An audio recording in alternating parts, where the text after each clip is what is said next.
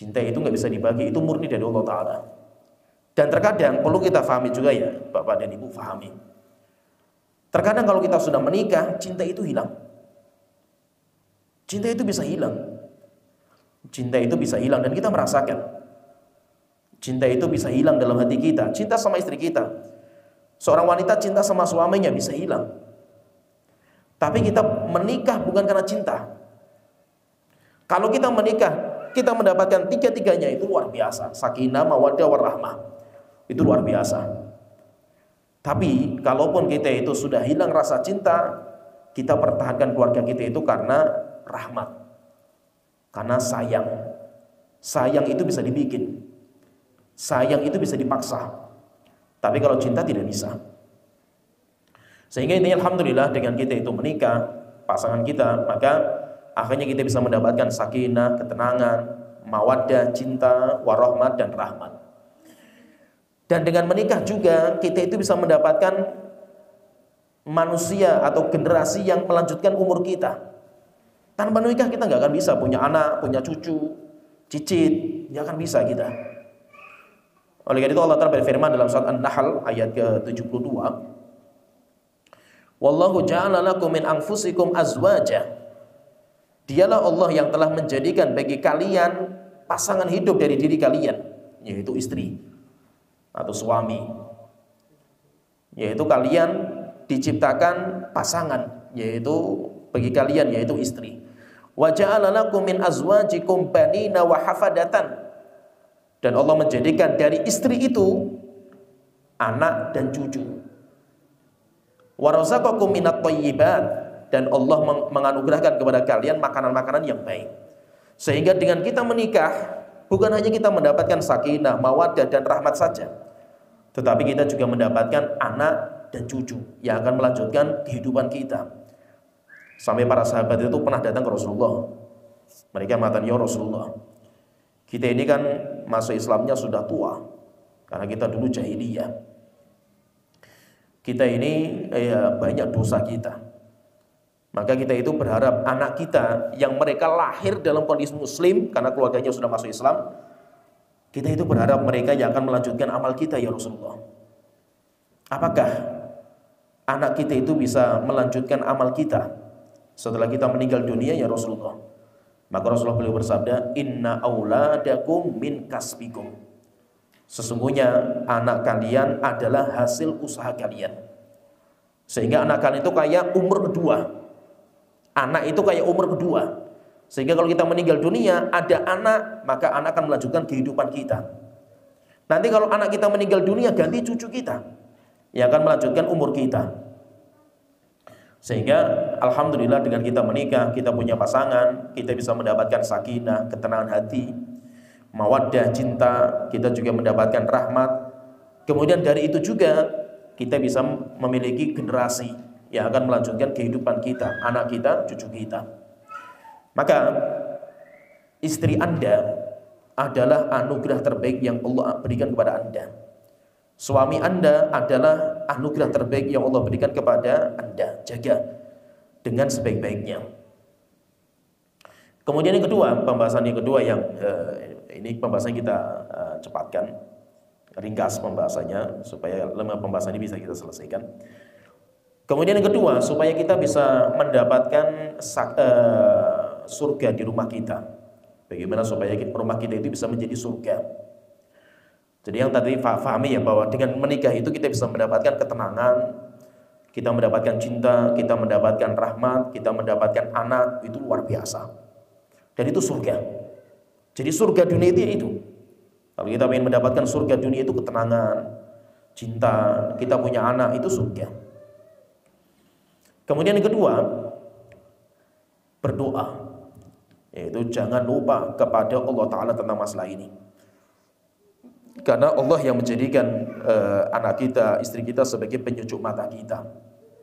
Dan kita semuanya pengen anak kita itu dan istri kita itu kayak penyucuk mata.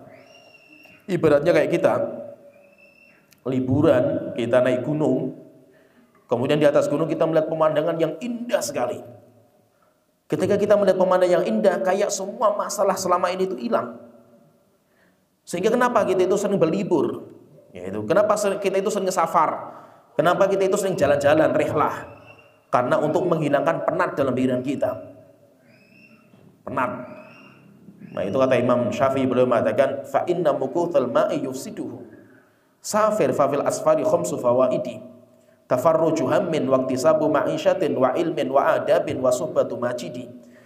Beliau mengatakan kamu itu harus sering safar. Kenapa? Karena dengan safar itu akan menghilangkan banyak problem. Diamnya orang itu kalau nggak pernah safar kayak air yang terkungkung, sehingga nanti akan merusak air itu. Tapi kalau air itu mengalir, air itu akan jernih. Maka safarlah kalian, karena dengan safar itu akan mendapatkan banyak faidah. Yang pertama kata beliau, tafarruju hammin, akan menghilangkan rasa penat dalam kehidupan. Nah, supaya kita itu nggak penat dalam kehidupan itu apa? Kita jadikan istri kita dan anak kita itu kayak pemandangan yang indah. Sehingga kalau kita pulang rumah itu kayak kita itu pulang ke sebuah tempat yang pemandangannya ke villa pemandangannya indah sekali. Kayak kita itu lihat gunung, lihat pemandangan yang indah. Sehingga kita itu pengen kalau kita pulang ke rumah, kita melihat istri kita, melihat anak kita, semua problem kehidupan itu hilang. Kenapa? Karena istri kita dan anak kita menjadi penyejuk mata. Menjadi penyejuk mata. Nah itu doanya orang-orang yang beriman. Sebagaimana Allah Ta'ala berfirman dalam surah Al-Furqan di ayat ke-74. Allah Ta'ala berfirman, walladzina yaquluna rabbana hab lana min azwajina wa dzurriyyatina qurrata a'yunin waj'alna lil muttaqina imama. Orang-orang, yaitu orang-orang mukmin yang sejati, yang mereka berdoa dalam doa-doa mereka. Apa doa mereka? Rabbana hab lana min azwajina wa dzurriyyatina qurrata a'yunin. Tuhanku, anugerahkanlah untuk kami dari istri kami dan anak-anak kami sebagai qurrata a'yun, penyejuk mata. Sehingga jadikan istri saya dan anak saya itu kayak penyejuk mata. Saya kalau melihat istri saya, anak saya itu kayak semua masalah dalam kehidupan itu hilang. Waj'alna lil muttaqina imama, jadikan kami sebagai imam bagi orang-orang yang bertakwa. Al-Imam Al-Bukhari ketika beliau menyebutkan hadis ini, ayat ini, beliau mengatakan fi ta'atillahi wa ma syai'un aqarra li ainil mu'min min an yara habibahu fi ta'atillah. Yang dimaksud dengan ayat ini, wahai Tuhanku, anugerahkan untuk anak kami, istri kami dan anak kami sebagai penyejuk mata. Maksudnya penyejuk mata itu apa? Jadikan mereka, anak kami, istri kami itu sebagai orang hamba Allah yang taat kepada Engkau. Setelah itu beliau mengatakan tidak ada penyejuk mata yang paling indah bagi seorang mukmin kecuali ketika dia melihat orang yang paling dia cintai taat kepada Allah Ta'ala.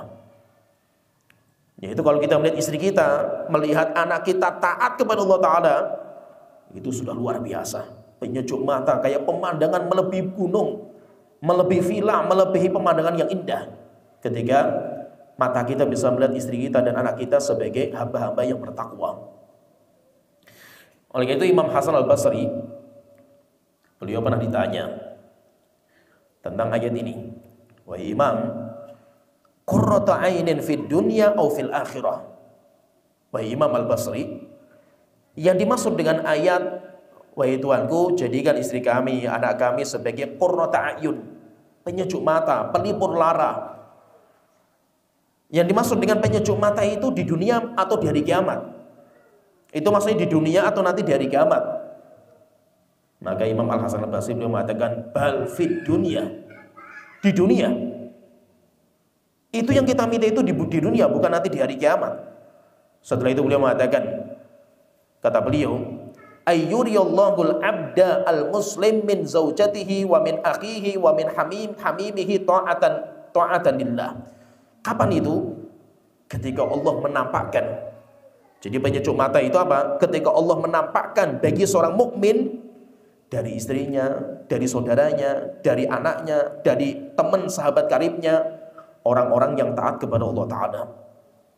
Setelah itu beliau mengatakan, wallahi, demi Allah, ma min syai'in aqarru li ainil mu'min. Tidak ada perkara yang paling menyejukkan di hati, paling membahagiakan dalam diri orang mukmin, min an yara waladan aw walada waladin aw akhan aw hamiman muti'an lillahi, kecuali ketika dia melihat anaknya atau cucunya atau sahabat karibnya, atau keluarganya, semuanya taat kepada Allah Ta'ala. Sehingga yang kita harapkan dalam keluarga kita ini, kita punya istri, demikian juga kita punya anak, kita berharap Allah menjadikan istri kita dan anak kita sebagai penyejuk mata, sebagai pelipur lara. Sehingga kita ketika melihat anak kita dan istri kita itu kayak rasa penat, rasa ya sedih, rasa gelisah, rasa khawatir, semuanya hilang. Dan kapan itu? Ketika anak kita, istri kita, mereka taat kepada Allah Ta'ala. Ketika mereka taat kepada Allah Ta'ala dan kita memandang ketaatan mereka itu, kita bisa melihatnya. Itu kebahagiaan yang luar biasa. Maka itu sedih sekali jika seandainya kita melihat keluarga kita yang kita cintai, mereka durhaka kepada Allah Ta'ala. Sedihnya luar biasa. Nabi Muhammad saja sedih ketika melihat pamannya kafir, orang yang paling beliau cintai, yaitu Abu Thalib, kafir. Rasulullah sedih, nangis Rasulullah. Demikian juga Nabi Ibrahim sedih sekali ketika bapaknya kafir. Demikian juga Nabi Nuh sedih sekali ketika anaknya kafir, bahkan anaknya mati tenggelam dalam banjir bandang. Nabi Nuh sampai nangis ketika melihat putranya seperti itu. Tetapi gimana lagi? Karena itu sudah takdir Allah Ta'ala. Nah, itu sebuah kegembiraan, sebuah pelipur lara, penyejuk mata ketika kita bisa melihat istri kita dengan mata kita sekarang. Bukan nanti di hari kiamat, sekarang di dunia. Kita melihat istri kita menjadi wanita yang solihah. Kita melihat anak-anak kita, anak-anak yang soleh, solihah, taat kepada Allah Ta'ala, bakti kepada orang tua.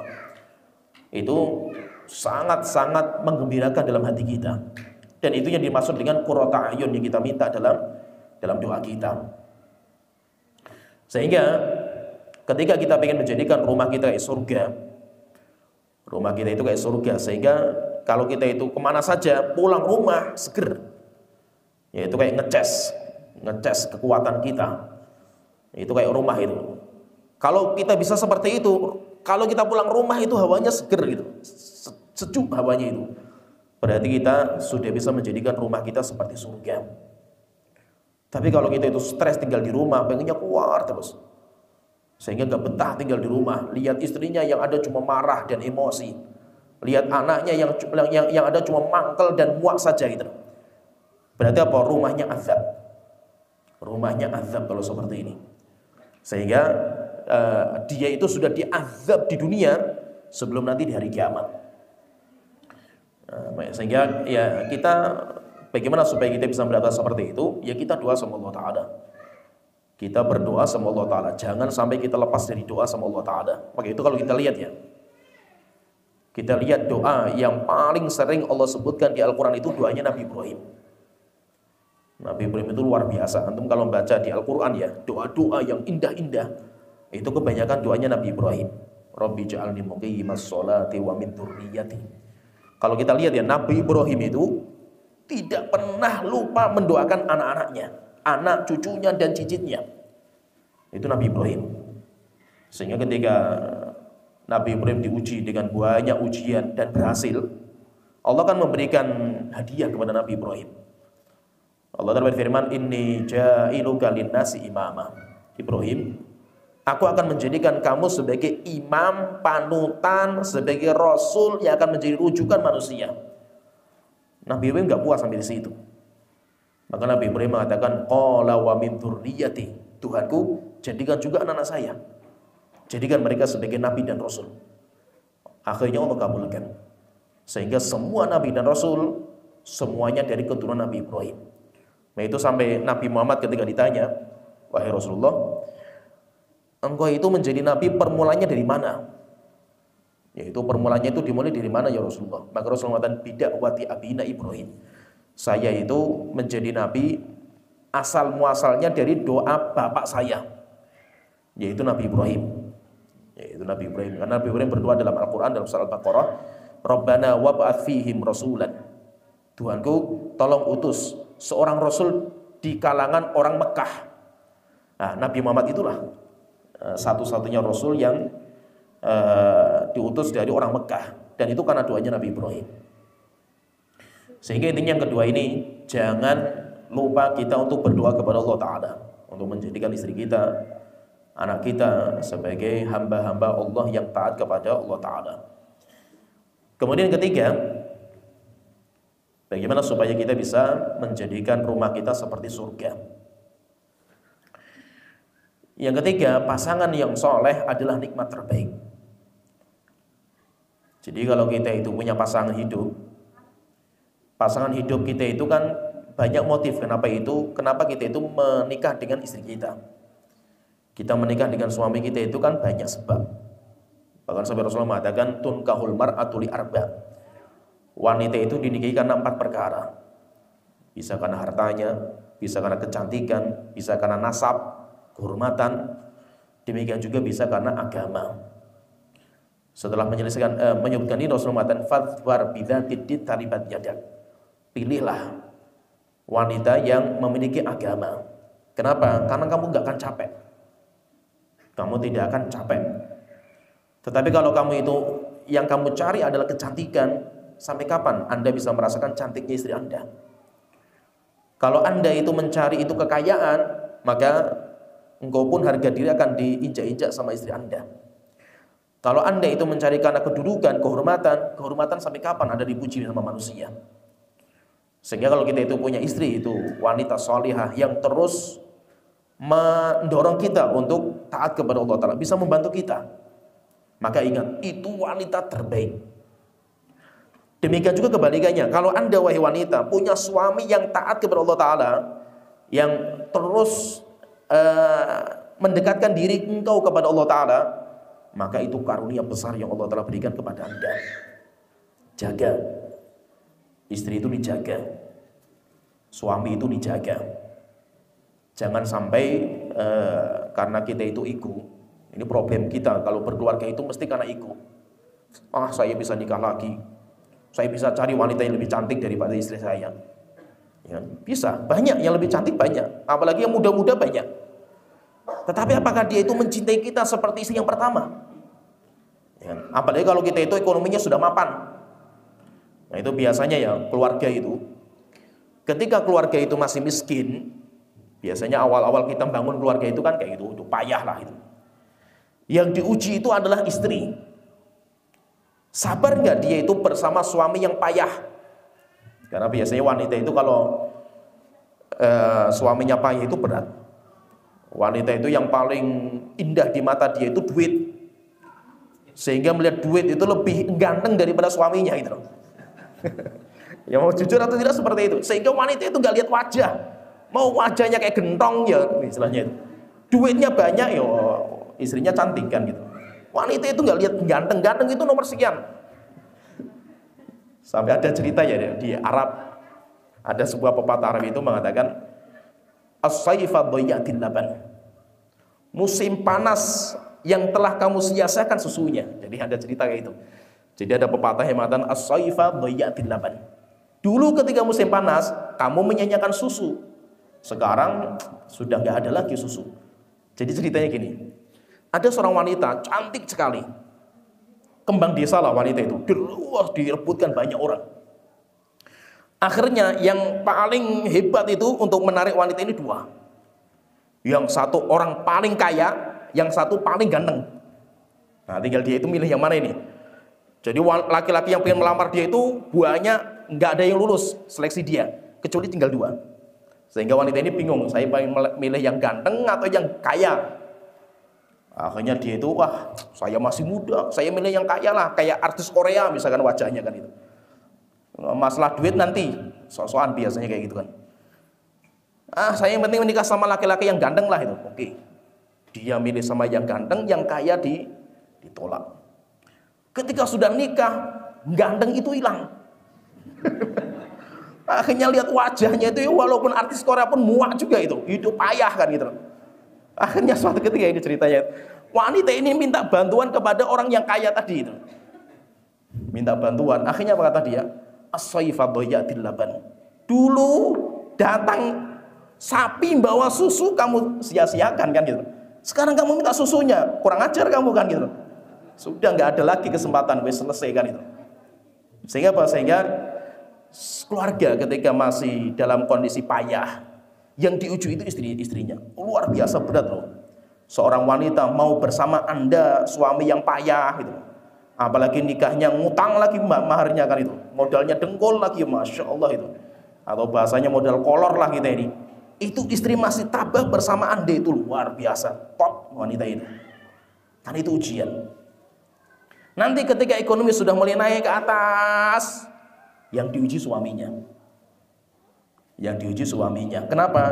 Karena kalau sudah kita itu di atas, banyak wanita-wanita yang akan mendekat. Ya, di situ wanita-wanita yang lebih seger, wanita-wanita yang masih muda, banyak sekali pilihan. Nah, disitulah nanti ketika orang itu tergoda dengan wanita-wanita ini, hancur semuanya. Hancur semuanya. Dan kebanyakan ya, kalau sudah kecandal sama wanita yang seperti ini, banyaknya cerai sama wanita yang pertama, setelah itu sama wanita yang itu, wanita itu cuma ya ngambil duitnya saja gitu. Ketika sudah miskin lagi, ditinggal sama perempuannya, pengen kembali sama wanita yang pertama. Dan kasus seperti ini banyak sekali. Sampai ada sempat rame, saya baca di berita itu, seorang jaksa sampai jadi orang gila. Jadi orang gila di jalan-jalan, ketika ditanya, yes, infonya itu apa? Karena dia itu nikah lagi. Istri yang muda minta satu bulannya itu 1 miliar. Dikasih terus karena cantik kan itu, duit tinggal sama istrinya kan itu. Akhirnya jadi orang gila. Dan banyak bos-bos yang besar-besar yang punya perusahaan hancur usahanya gara-gara wanita kedua yang masuk. Nah itu pahami ya, istri kita walaupun ya sudah nggak cantik lagi gitu, keriput ya sudah ompong gitu, gimana ya itu sudah nggak cantik, hilang, cinta itu hilang gitu loh, ya kan? Sampai terkadang ya, masih terkadang ya, kita itu kalau lihat kambing di jalan itu lebih cantik kan gitu. Terkadang itu sampai ada seorang syekh kalau ditanya itu, syekh kok saya kalau lihat wanita di luar itu cantik-cantik ya, tapi kalau pulang ke rumah muak gitu. Ya, akhirnya syekhnya mengatakan, kambing pun kalau kamu lihat lebih cantik daripada istri kamu kan itu. Ya, sehingga ya memang itu akan hilang. Bagaimanapun cinta itu akan hilang, pudar. Bagaimana itu tetap kan seperti itu. Tetapi kita pertahankan itu bukan karena itu. Istri kita itu wanita terbaik bagi kita, bukan karena cantiknya, tetapi dia yang selama ini berjuang bersama kita. Nah, itu yang luar biasa. Jadi perjuangan itu kalau kita itu kembalikan mindset itu dari awal, saya itu sampai seperti ini itu karena perjuangan, ya bagaimanapun kita berjuang bersama. Ya, kalau kita itu mindsetnya seperti ini, maka ya datangnya wanita-wanita yang lain, laki-laki yang lain itu tidak membuat kita goyang, walaupun ya tetap perasaan itu ada. Nah itu ketika kita itu memiliki wanita yang mukminah, yang membantu kita dalam urusan akhirat kita, maka itu wanita terbaik.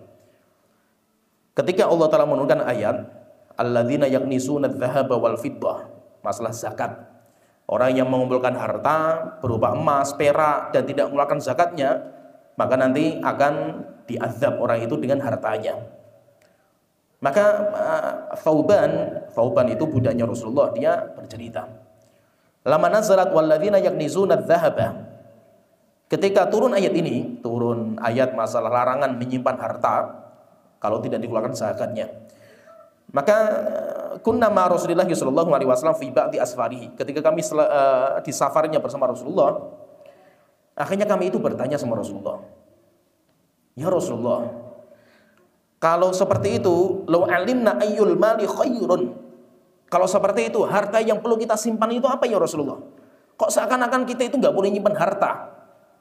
Ya itu nggak boleh, karena diancam sama Allah Ta'ala, alladzina yaknizuna adz-dzahaba wal fiddata, orang yang menyimpan harta tidak keluarkan zakatnya nanti akan jadi azab. Kok seakan-akan kita itu menyimpan harta itu nggak boleh ya Rasulullah?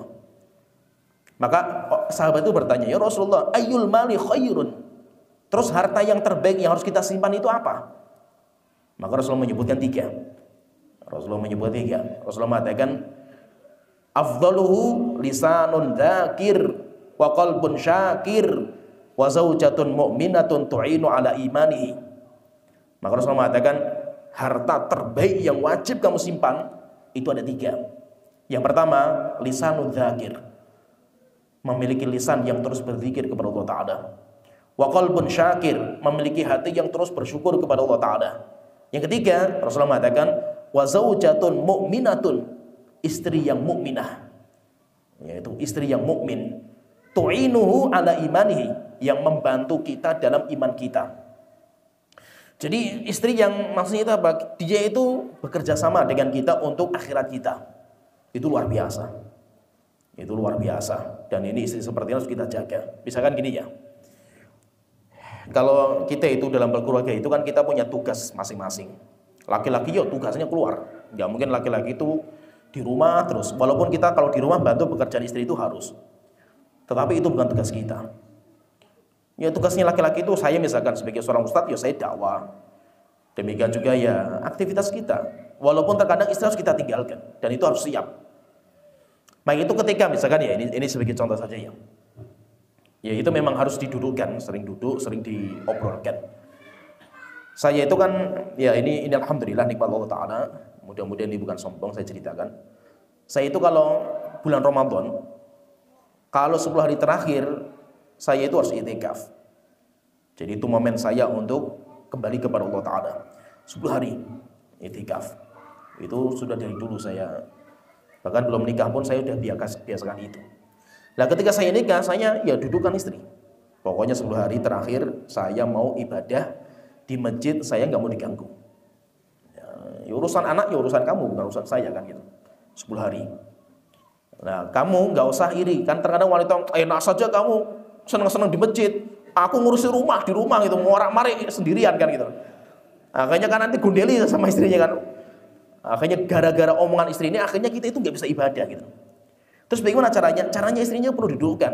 Kamu jangan mikir enaknya saja gitu loh. Kamu itu kalau membantu saya untuk itikaf, kamu itu dapat pahalanya. Enak kamu tidur di rumah dapat pahala kan gitu.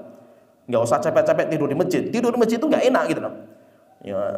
Jadi kamu itu membantu kita. Kalau kamu itu membantu kita, man jahaza ghaziyan faqad ghaza. Siapa yang menyiapkan bekal bagi seorang mujahid, walaupun cuma menyiapkan saja ya, dia itu mendapatkan pahala jihad. Akhirnya kalau ngeh masa itu kita itu sadar, kan nggak mungkin kita itu sama-sama itikaf kan. Kalau kita berdua itikaf terus sampai ngurus anak kan gitu. Sehingga dibagi tugas itu. Akhirnya apa? Ketika istri itu baik, faham, ya dia nanti yang ya mengirimi kita baju kan gitu. Enak kan gitu. Antum itikaf, baju yang kotor diambil sama istri kan itu. Nanti dikirim baju yang baru kan itu. Luar biasa rasanya itu. Jadi kerjasama itu luar biasa. Apalagi kalau zaman dulu ya, ini cerita ya. Dan itu luar biasa. Itu mungkin kalau di zaman kita beratlah wanita seperti ini. Ada seorang ulama dan beliau ini pewaris ilmunya Imam Malik. Pewarisnya. Sehingga Imam Malik meninggal dunia, yang mewarisi beliau ilmunya itu. Namanya Abdurrahman bin Qasim. Ceritanya itu Abdurrahman bin Qasim ini, beliau itu mendapatkan warisan banyak. Zaman dulu itu kan kalau mau belajar itu biaya mahal, safar. Kemudian ke sana itu makan dan yang lainnya biaya besar. Beliau dapat warisan. Beliau punya kesempatan untuk belajar kepada Imam Malik. Akhirnya pas waktu itu istrinya sedang hamil. Akhirnya dia bilang sama istrinya, istriku, Dek, saya mumpung punya harta, saya punya niatan untuk belajar kepada Imam Malik. Akhirnya dia ngomong sama istrinya, maka kamu saya berikan satu dari dua pilihan. Yang pertama, kamu saya cerai. Kamu saya ceraikan. Ya, nanti kamu bisa menikah dengan laki-laki yang lain, tetap itu anak tanggungan saya. Sehingga kamu tak kasih uang. Ya, tetapi saya nggak tahu, karena saya itu nggak tahu kapan pulangnya gitu loh. Karena perjalanan zaman dulu kan nggak seperti sekarang. Zaman dulu berat. Atau yang kedua, kamu tetap menjadi istri saya, cuma kamu harus sabar. Kenapa? Saya nggak tahu sampai kapan saya itu belajar selesai. Tapi ini harta, saya ada harta warisan di orang tua, setengahnya untuk kamu, setengahnya untuk saya. Akhirnya istrinya itu milih untuk tetap menjadi istrinya. Akhirnya apa? Abdurrahman bin Qasim belajar kepada Imam Malik dan beliau tidak pernah ketinggalan sehari pun di hadapan Imam Malik. Sampai pernah ceritanya itu di Arab waktu itu banyak gajah yang masuk, ada gajah lewat. Orang-orang pada nonton gajah, kecuali satu orang ini saja yang masih duduk di hadapan Imam Malik. Akhirnya Imam Malik tanya, "Nak, kenapa kamu nggak lihat gajah? Di negeri Arab kamu nggak akan lihat gajah loh. Maka dia mengatakan, wahai guruku, saya datang dari negeri yang jauh bukan untuk lihat gajah. Kalau lihat gajah di mana-mana bisa gitu. Saya datang di sini tuh berduduk di hadapan engkau belajar. Akhirnya belajar sampai suatu ketika ini ceritanya itu. Sampai datang anak muda ketika musim haji. Kan di Medina Imam Malik ini. Orang datang ke Medina, anak muda. Dia bertanya, mana yang namanya Abdurrahman bin Qasim? Akhirnya ditunjukkan itu orangnya itu. Akhirnya didatangi, dipeluk sama anak muda ini. Rupanya siapa anak muda itu? Anaknya. Rupanya anaknya yang dulu ditinggal ketika dia itu masih di kandungan. Sehingga menunjukkan apa? Terkadang ya, dan itu banyak. Di pondok kita, di Pondok Wiradesa itu banyak seperti itu. Banyak yang istrinya ditinggal untuk belajar. Dan mereka siap berkorban. Siap, masa itu bersama suaminya untuk ya, karena itu misi besar gitu. Yang penting apa? Kita itu saling mendukung. Dan itu luar biasa. Kalau seandainya kita bisa seperti itu luar biasa. Tapi enggak semua siap. Sehingga intinya kalau Anda itu punya pasangan hidup yang itu bisa membantu akhirat Anda, maka jaga. Istri Anda itu jaga. Walaupun istri Anda tidak secantik dulu. Suami Anda tidak segandeng dulu, tapi tetap itu wanita terbaik. Kemudian yang keempat, supaya kita bisa menjadikan rumah kita seperti surga itu, tunaikan kewajiban masing-masing. Sekarang Anda itu posisi sebagai apa? Oh, Anda itu sebagai suami.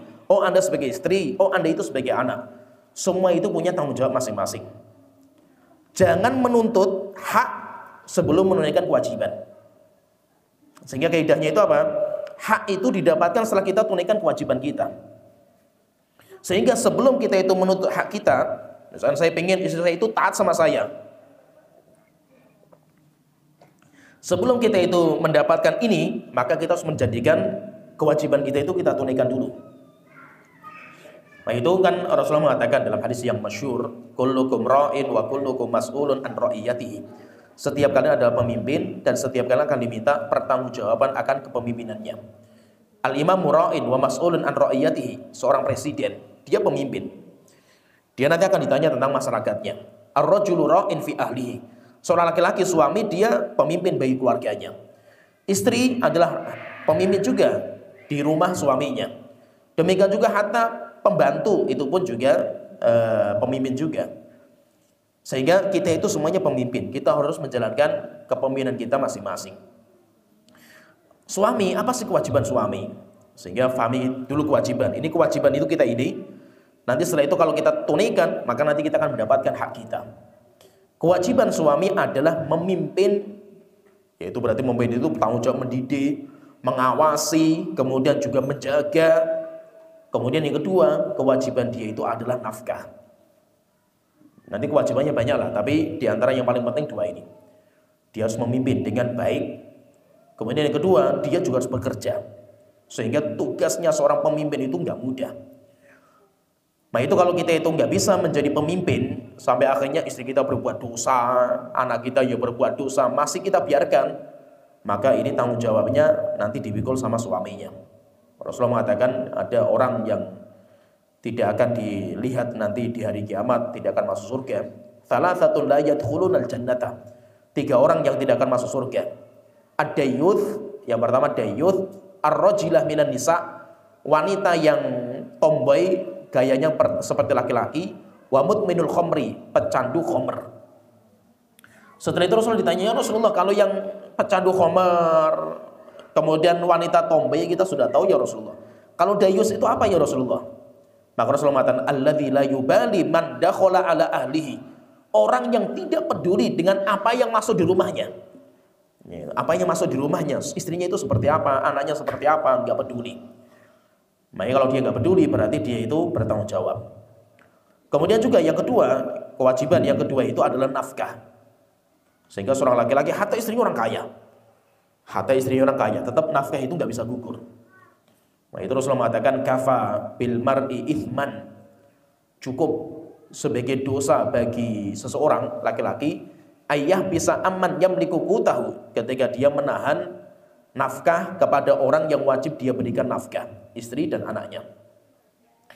Nah, sehingga seorang laki-laki berarti dia harus menjalankan kewajiban ini. Termasuk apa nanti? Mu'asyarah bil ma'ruf wa ashiruhunna bil ma'ruf. Bermuamalah kepada istri dengan muamalah yang baik. Muamalah yang baik itu bisa pada lisan, ngomongnya yang baik, penampilan dan yang lainnya. Kemudian yang kedua tentang istri. Kalau istri apa? Kewajibannya istri apa? Nanti istri juga mendapatkan hak. Kayak tadi misalkan nafkah itu kan hanya istri. Terus kewajiban istri itu apa? Kewajiban istri itu taat dan melayani suami. Taat dan melayani. Sampai tingkatan melayani itu yaitu melayani baik dalam sesuatu yang bersifat zahir ataupun yang bersifat batin, itu harus dilayani. Bahkan Rasulullah mengatakan dalam hadis yang sahih, innar rajula da'a idza ar-rajulu da'a zaujatahu lihajatihi falta'tihi. Kalau suami mengajak istrinya untuk berhubungan intim, maka hendaknya istrinya itu menemani. Wa in kanat ala tanur, walaupun istrinya sedang masak. Walaupun sedang masak, itu pun harus ditunaikan. Demikian juga seorang wanita itu harus taat kepada suaminya. Rasulullah pernah ditanya, ya Rasulullah, ayyun nisa'i khairun, wanita terbaik itu seperti apa ya Rasulullah? Maka Rasulullah mensifati wanita terbaik itu 3. Yang pertama, allati tasurruhu idza nadhara. Seorang wanita, kalau kamu melihatnya itu kamu senang, bahagia. Wa tuti'uhu idza amara. Dan wanita yang taat ketika diperintah. Wala tukhalifuhu fi nafsiha wa maliha bima yakrah. Dan wanita yang tidak berkhianat kepada suaminya dalam dirinya dan dalam hartanya. Yaitu dia itu menjaga dirinya ketika suaminya gak ada, menjaga hartanya ketika suaminya tidak ada. Itu wanita terbaik. Nah, di sini sebutkan di sini itu berarti apa? Wanita terbaik itu wanita yang taat ketika suaminya memerintahkan. Sehingga maksudnya termasuk anak. Anak itu kewajiban dia apa? Bakti kepada orang tua. Orang tua wajibnya kepada anak apa? Ya mengajar, mendidik. Nah, kan itu kewajiban. Sehingga intinya kalau kita itu rumah kita itu harus baik, pengen baik, maka semua kita itu harus menjalankan tugas kita masing-masing. Nanti setelah itu kita akan mendapatkan hak kita. Jangan kita memaksa hak kalau kita itu belum menjalankan kewajiban. Kemudian yang kelima, yang terakhir, untuk menjadikan keluarga kita itu seperti surga itu harus sabar dalam menjalani setiap problematika. Rupanya ya, ini bagi yang sudah nikah faham. Menikah itu tidak semudah apa yang kita pikirkan. Rupanya nikah itu banyak sekali problem, itu banyak sekali. Terkadang problemnya itu yang pertama karena karakter yang belum menyatu. Dan untuk menyatukan dua karakter itu nggak mudah. Awal kali kita menikah itu kaget semua kita ini. Kok rupanya perempuan itu karakternya kayak gini ya, pusing juga kita kan itu. Laki-laki perempuan juga, aduh suami saya kok kaku, kok kayak gini ya laki-laki ya, pusing juga kan itu. Sehingga apa? Awal kali menikah itu mesti ribut, nggak cocok, sering ngambek, mesti kayak gitu. Ya, apalagi perempuan ya, perempuan itu kan kalau bahasa kasarnya kita itu kan perempuan itu kan mikirnya nggak pakai otak gitu. Ya, beda sama laki-laki. Laki-laki itu kan logika, sehingga laki-laki itu 1 tambah 1 ya 2. Sehingga benar salah itu patokannya benar salah kan itu. Perempuan itu 1 tambah 1 itu bisa 11. Sehingga mikirnya itu nggak jelas mikirnya itu. Sehingga perempuan itu nggak ada namanya salah. Salah itu jangan domini salah gitu loh. Tapi nggak benar gitu. Bahasa salah itu bisa jadi perang dunia di rumah kan gitu loh. Kalaupun masak nggak enak, nggak ada namanya bahasa masakannya nggak enak, gitu. Kurang garam gitu. Padahal nggak enak juga gitu. Sehingga bahasanya itu memang perempuan itu nggak bisa disalahkan, nggak mau walaupun salah gitu.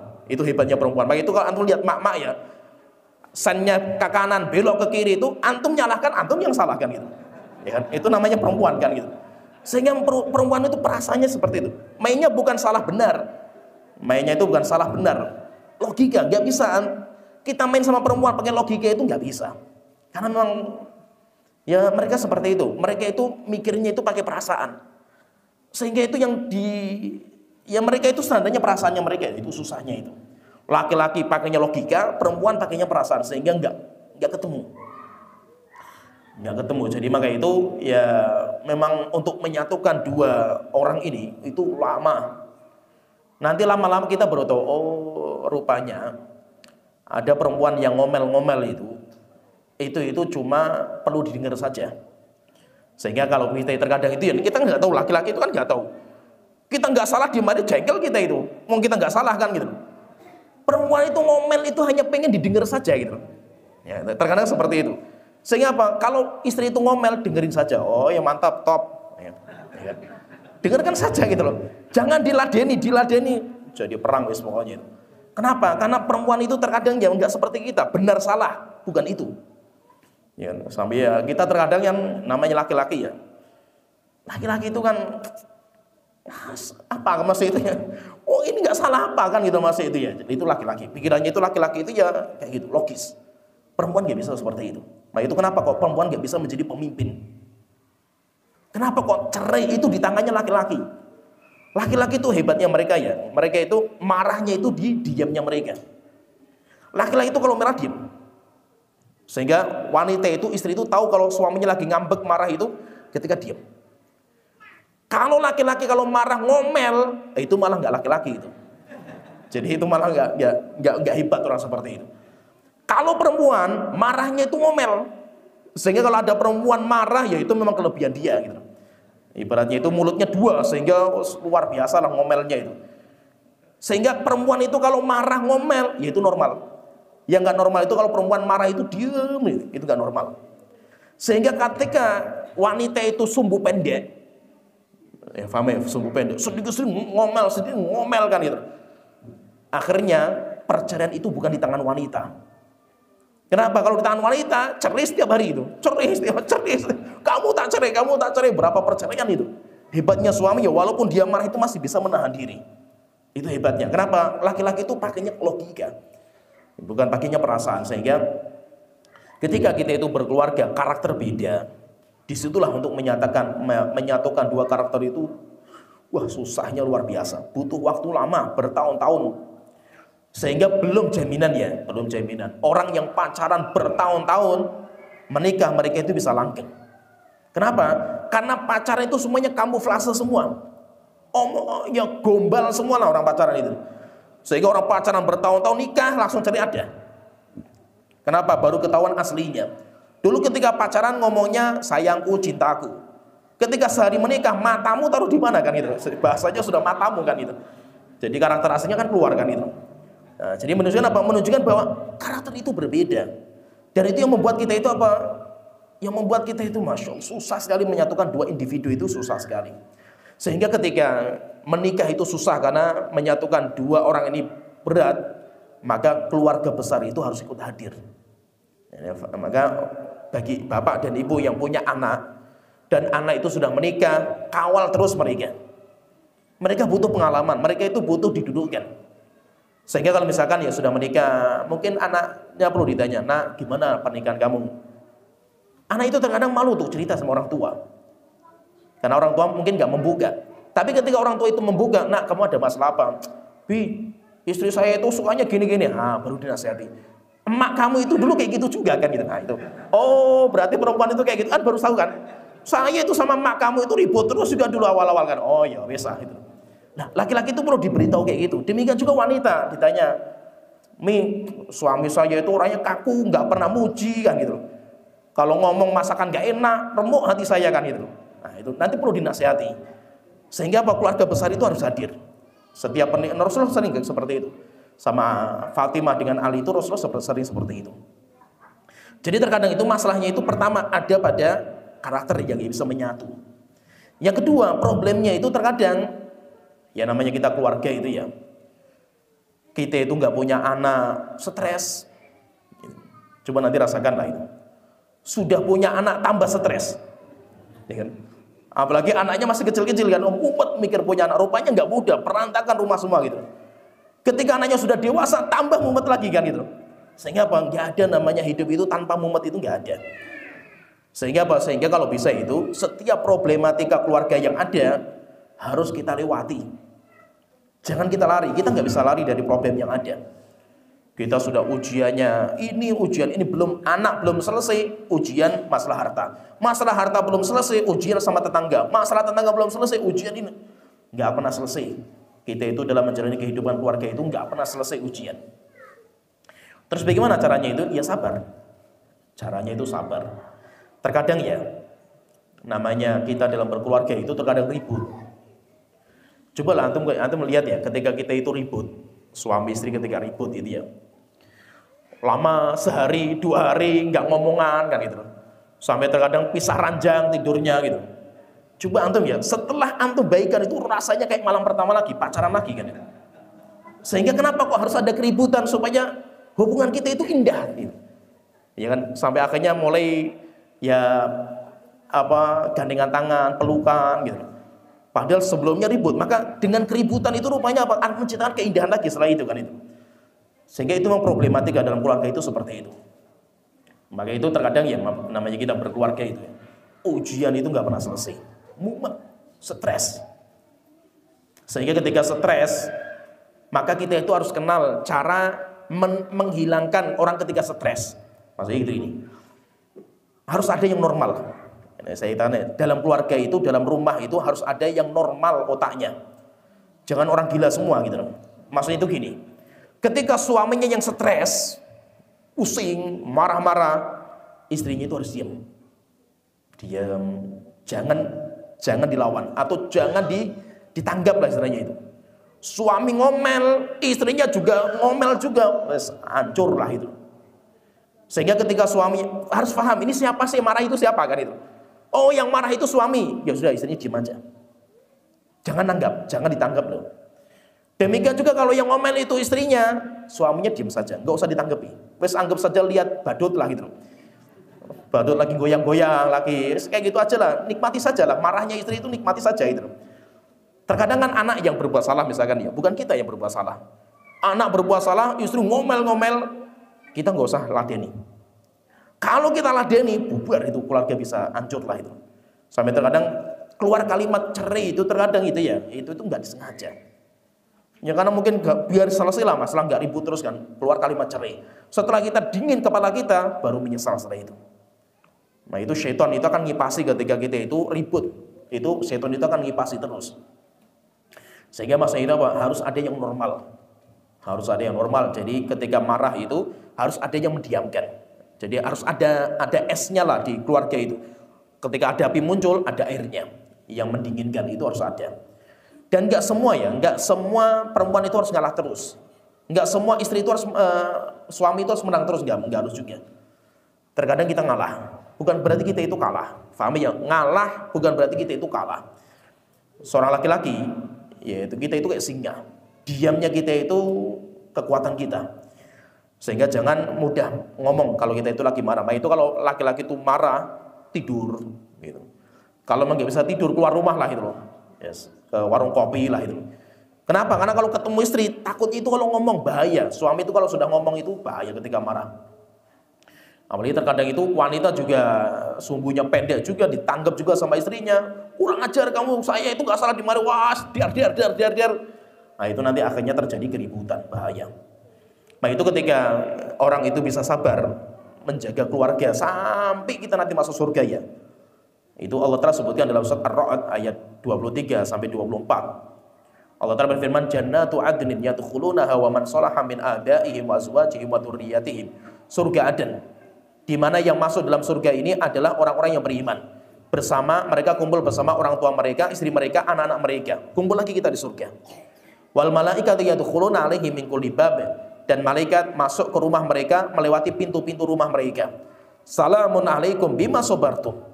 Malaikat mengatakan jabat tangan dengan kita ketika kita itu masuk surga. Malaikat mengatakan semoga keselamatan tercurah kepada kalian dan ini buah dari kesabaran kalian.